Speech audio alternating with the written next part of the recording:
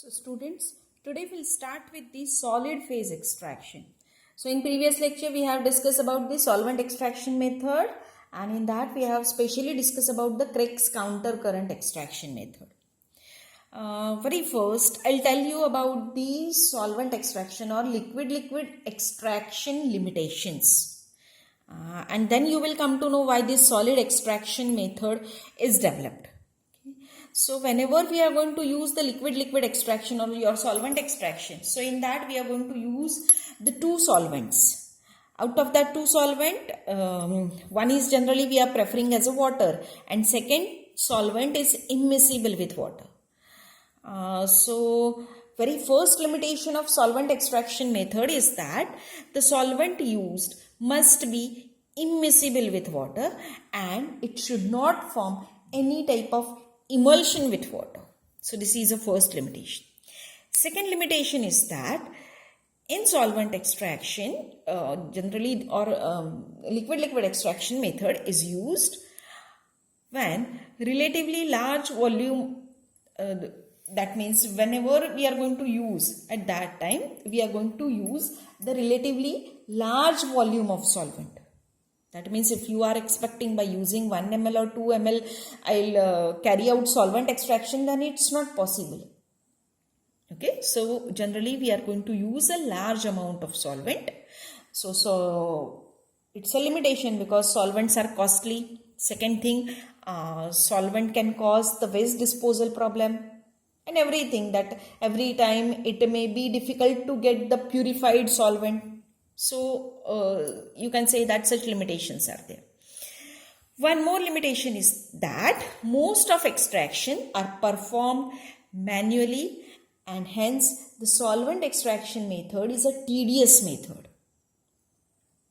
So these are some limitations of solvent extraction, and to overcome these limitations, the solid phase extraction or liquid solid extraction process is developed. And in this solid phase extraction method, all these limitations are overcome. Okay. So very first, we'll discuss about the principle of this solid phase extraction method. Now, what exactly done in the solid phase extraction, that I'll tell you. So in this technique, hydrophobic organic functional group are bonded to solid surface. Generally that solid surfaces are the inert solids like silica, alumina, etc. And these hydrophobic organic functional groups will interact with the organic compounds which are also hydrophobic in nature by van der Waals forces. So when they interact by van der Waals forces, that means they will get attached to the hydrophobic surface, and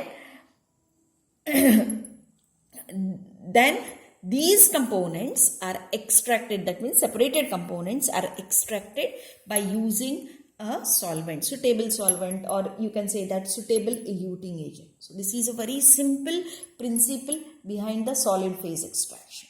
So just I'll repeat it, listen carefully, that in a solid phase extraction, the hydrophobic organic material or hydrophobic organic functional groups are bonded to the inert solid support, and through this your sample solution is passed. So whenever the sample solution is passed, especially as we have discussed in the previous lecture, that in case of metal ion separation, we are going to form a complex of that metal ion by using the ligands. So that metal ligand complex is hydrophobic and organic in nature. So what will happen? Such a complex or whatever the organic compounds which are present in your sample, they will get attached to your hydrophobic organic functional group or hydrophobic organic material by van der Waals forces. When they get attached, then they are extracted. Finally, they are extracted by using the organic solvent. Okay. So now we'll discuss about the process for this, and for the process I'll show you the schematic diagram which is used for this separation. So this is a schematic diagram of your solid phase extraction method. So in this solid phase extraction, this is a syringe-like cartridge in which we are going to fill the hydrophobic organic material which is supported on an inert solid support over here. So actually construction is very simple. This is the main cartridge is very important. Okay. So powdered solid, that is generally silica or alumina, coated with organic compound. So it is coated with the organic compound.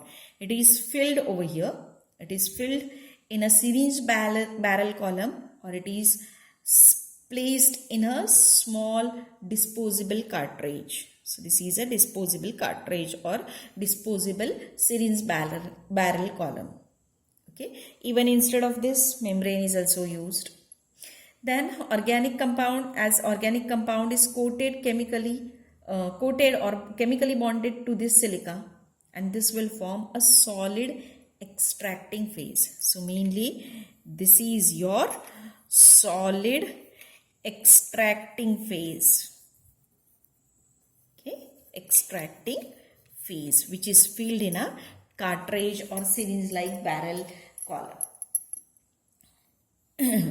Now the sample is placed in a cartridge, or it is forced by syringe, or it is forced by the plunger, or even forced by the air or nitrogen line. So this you can consider as a sample which is placed in an injection, or you can say that syringe or plunger, or it can be forced by using the air or nitrogen line.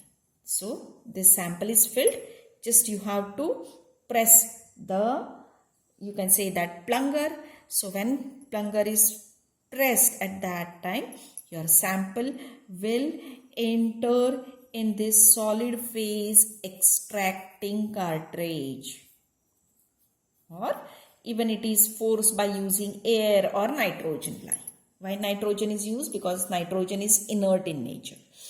So when it is enter into this solid extracting phase, at that time what will happen?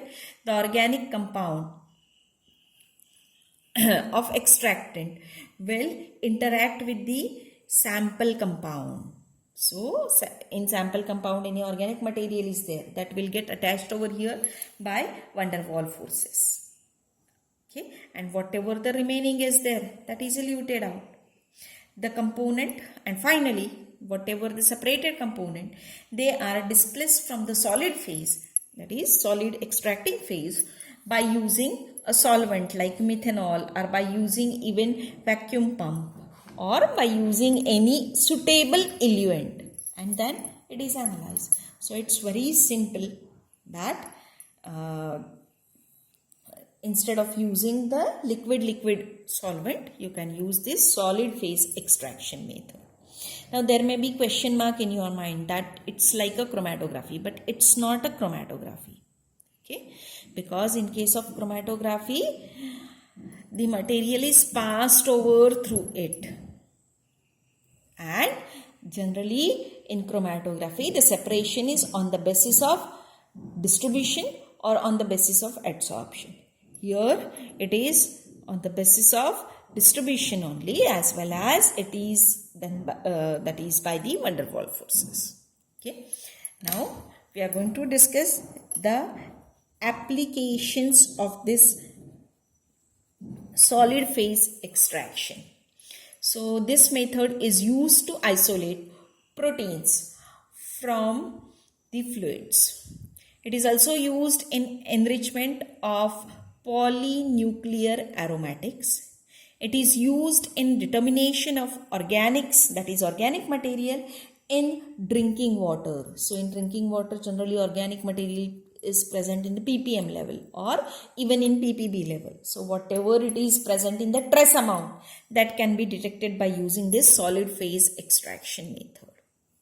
Okay. Even this technique is used in analysis of wine and other alcoholic beverages. It is also used in environmental sciences for detection of elements from the effluent. So whatever the trace amount of heavy metals and other elements present, that can be detected by using this method. It is also used in soil gas analysis.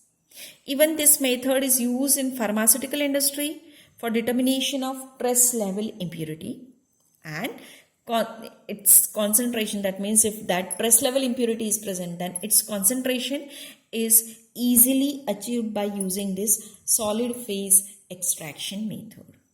So these are all applications of solvent extraction method. Now we have to discuss about the advantages of this solvent extraction method. This solid phase extraction uses a small plastic disposable cartridge. So this is a small plastic disposable cartridge, or even sometimes a barrel of syringe packed with the solid phase extractant. So you can say that a very small space is required. This technique reduces the interference for lower sample volume. That is, as I have told you, a very small space and sample volume is required. Okay. It has a higher sensitivity. This technique provides the phase exchange from the emulsions to solid phase extraction cartridge. This technique consumes a low amount of solvent. As I have told you, in case of solvent extraction, comparatively a very large volume of or large amount of solvent is always used. So that is totally reduced over here. One more thing is that the analysis concentration is conditioned. It is very simple to carry out, even for the storage and even for the transport also. So these are the advantages of solid phase extraction. Now we have to discuss about the limitations of this solid phase extraction. Okay. Especially we are going to compare the advantages and limitation points with that of your solvent extraction. So keep in mind that it is a lengthy method. So this is a, you can say that, limitation of the solid phase extraction. As compared to solvent extraction, it is a costly method. Why it is costly? Because you need this special type of cartridge which is filled with the solid extracting phase. Okay. One more thing, generally for the solid extraction method, we are going to use the solid phase cartridge which is disposable. That means after one use you have to dispose it and you have to use a newer one. So that is also a limitation. One more thing is that it has a greater complexity and difficult to master its uses. So always a skilled persons are required to carry out this solid phase extraction. Okay. And finally, we have to compare it with the solvent extraction method. So we have to compare solid phase extraction and solvent extraction. So in solvent extraction, the both phases used are liquid-liquid. While in case of solid phase extraction, one phase is solid, another phase is liquid.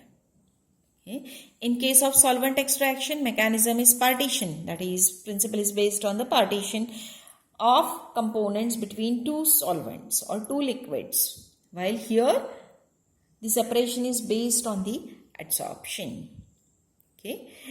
Generally, solvent extraction is carried out by small to large scale, while this solid phase extraction is used only for the small scale.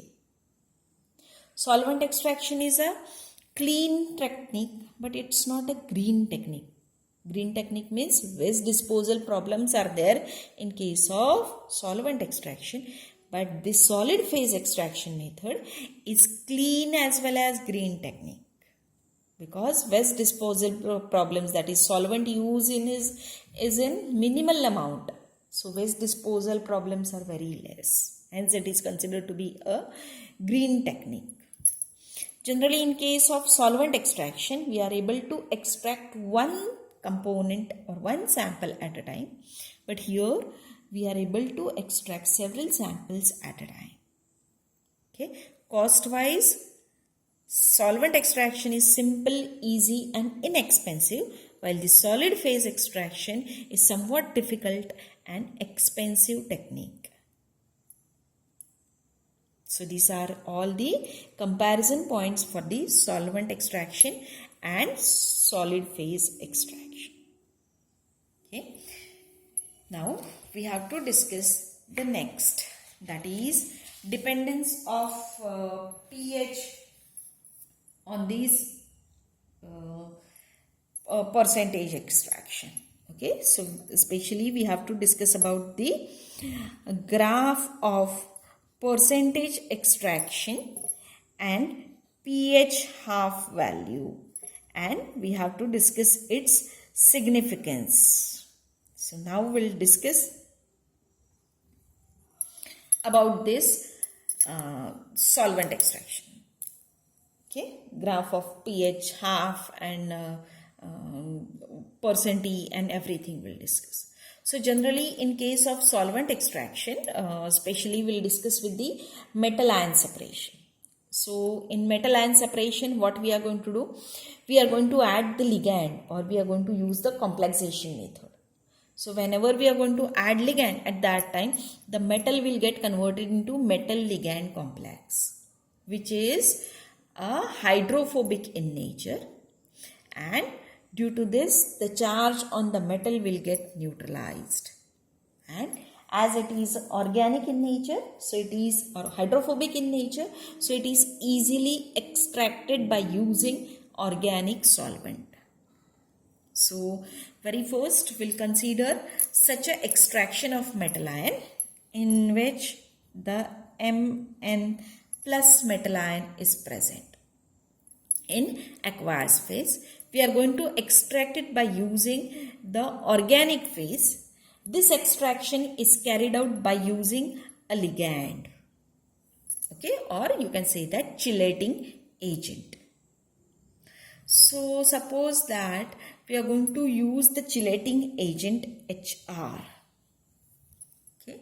Now this chelating agent will distribute, or ligand will distribute itself between the two phases, that is HR aqueous and HR organic. So distribution coefficient, we can say that KD for HR is given as concentration of HR in organic phase by concentration of HR in aqueous phase. Okay, so this is a distribution or partition coefficient of chelating ligand, KD. Okay. Now, whenever this chelating ligand is present in both phases, at that time this chelating ligand will dissociate itself in aqueous phase. So how it will dissociate?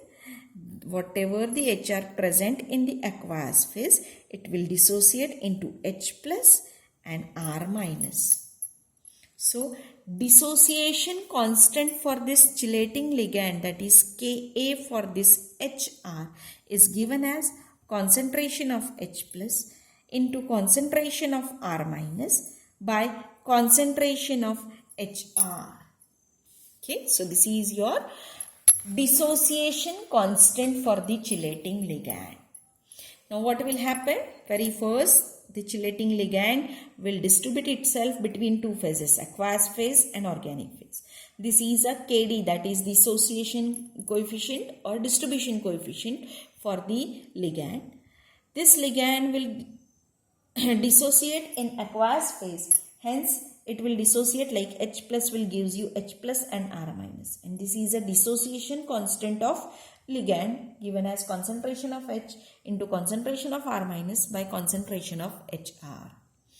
Now this, whatever the chelating ligand is there, which this will form a complex with the metal ion. So how it will form a complex with metal ion? Mn plus n number of R minus will form a metal ligand complex MRN.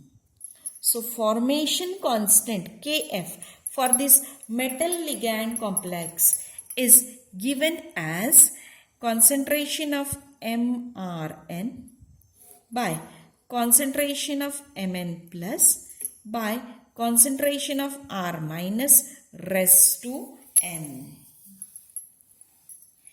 When this complex is formed, at that time, this complex, that is MRN complex, will again distribute itself between two phases, that is MRN is present in aqueous phase and MRN present in organic phase. So it will distribute itself between two phases, organic phase and aqueous phase.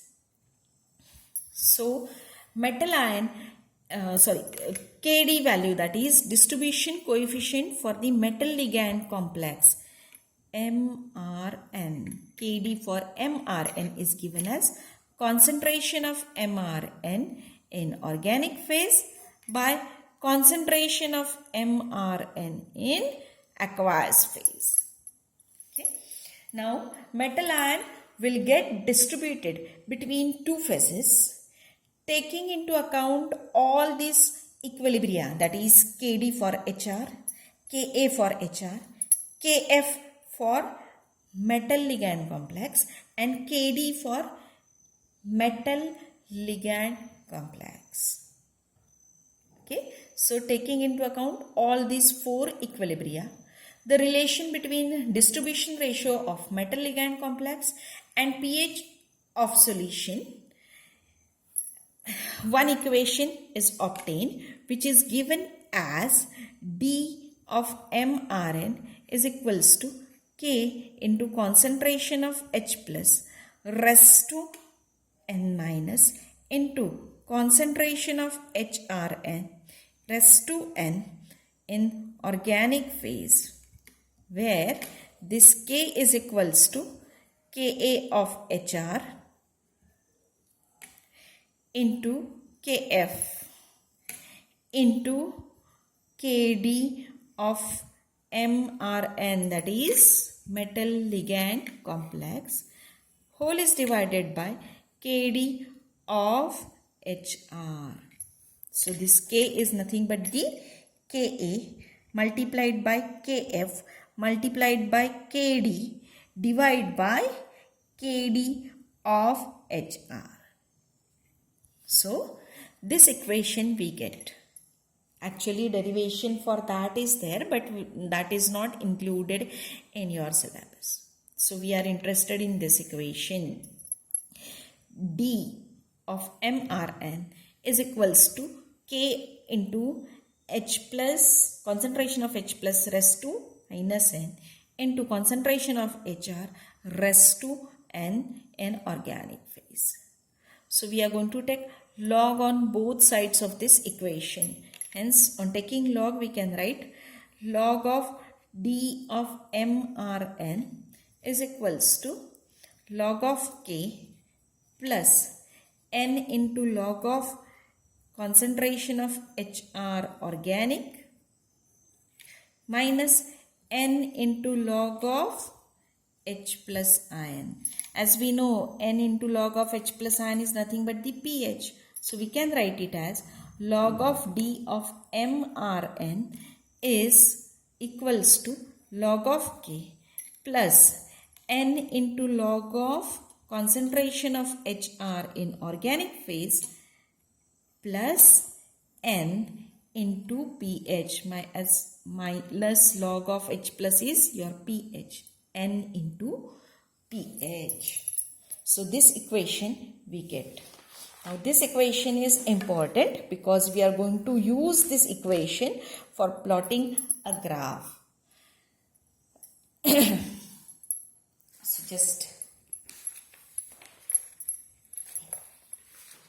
So just I'll write that equation again. Next page. So equation is log of D of mRn is equals to log of K plus N into log of concentration of HR in organic phase plus N into pH. Okay, so we got this equation, and how we got that equation, just we have discussed. So whenever we are going to plot a graph of log of D of mRn against the pH, we will get the straight line with slope equals to n and with intercept equals to log of K plus N into log of HR organic, because we can consider this is the type of equation y equals to mx plus c. So this will complete a c. M means n, and this, when we are going to plot a graph of log of D against pH, the nature of graph will be straight line with the slope equals to n and with intercept equals to this value. Okay, so I'll show you the nature of graph. So this is a nature of graph log of D against pH, and the slope is equals to n value, and intercept will be, as you plot the intercept, it will be equals to this value. Okay. Now if concentration of chelating agent is changed, then line will shift.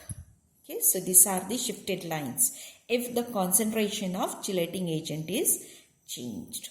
Okay, so thus set of parallel lines will be obtained with different concentration of chelating agent.